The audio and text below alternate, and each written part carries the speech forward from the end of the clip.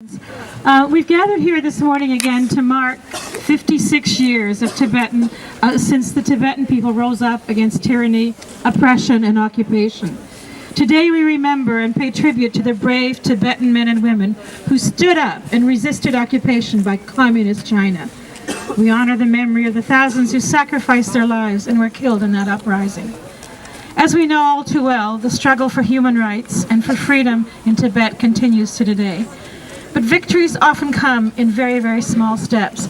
And I would like to share with you one little victory that our community has had.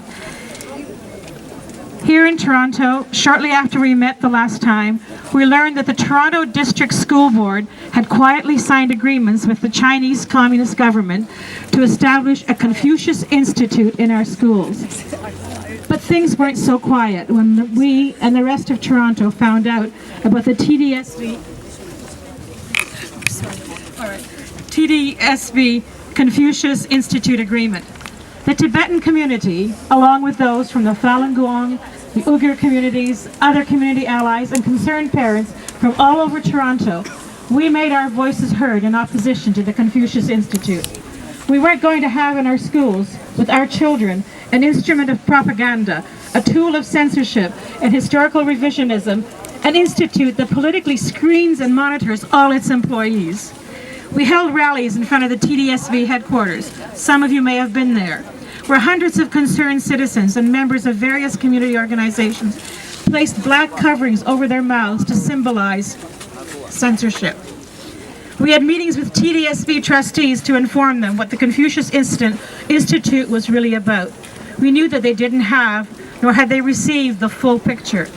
We started letter campaigns to trustees, schools, and parents.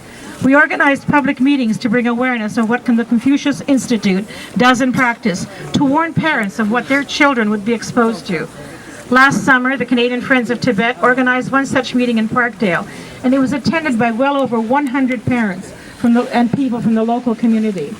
In the end, our efforts paid off. We did it. You did it. Even with the intense pressure from the Chinese government authorities, the TDSV voted last October to cancel its agreement with the Confucius Institute. This instrument of the communist government's soft power aspirations will not be entering our children's schools in Toronto. But there is still more work. There are currently 12 more Confucius Institutes in partnership with universities in Canada. The Canadian Friends of Tibet is already working hard to boot out these CIs from Canada. We are confident that these Confucius Institutes will be out of Canada gradually. Three universities, the University of Chicago, Pennsylvania State University, and Stockholm University in the United States, have already decided to terminate their ties with the CIs after the campaign we launched here in Canada. We were effective. The world heard us.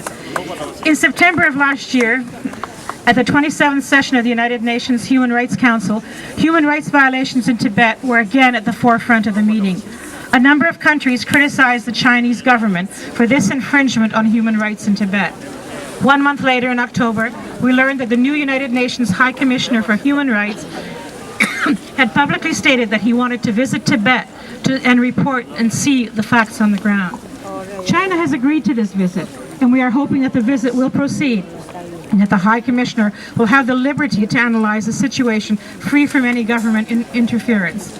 But friends, there is much more work we have to do at home to advance the Tibetan cause. Today we repeat our call on the Canadian Parliament to pass a motion on a resolution recognizing human rights abuses in Tibet, and the recognition that of the over 137 self-immolations, including a 40-year-old woman from Nagaba who burned herself to death just last Friday, March the 6th, in protest against Chinese policies in Tibet. Maybe a moment of silence to recognize her extreme sacrifice. Let us not forget that on this day we also honor the memory of those who have taken this extreme form of protest and dissent. We need to keep the pressure on our elected officials to pass these resolutions in our Parliament. We consistently demand this of our elected representatives, but as we know, Parliament has yet to do so. Friends, I'm also here today in solidarity as a Polish Canadian. My family escaped Poland after the Second World War and the installation of the communist government in that country. I grew up in an activist family, and as a child and later on as a young person growing up, I took part in many events to help remove communism from Poland.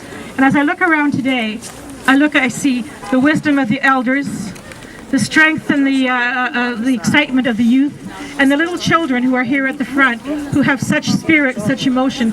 And we are in good shape as a community because there is a lot of resolve in your community. I am well aware of the human rights violations that Communist Poland, indeed all of the communist regimes behind the Iron Curtain, inflicted upon its own people.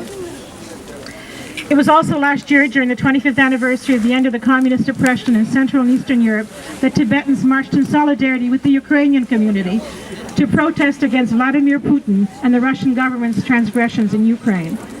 The lesson that I have taken from this is that because of our community's similar historical experiences at the hands of communist governments, we need to support each other in our struggles so that they may continue. We are in solidarity together. Our communities are not alone in their struggles for human rights, the rule of law, and democracy. Thank you for allowing me to participate today. As I close, I would like to also recognize the Dalai Lama's efforts on behalf of the Tibetan people. I personally met the Dalai Lama on a visit in Poland, which was quite amazing. His pious leadership has helped provide Tibetans with hope, courage, and resilience in the struggle against communist oppression. Long live Tibet!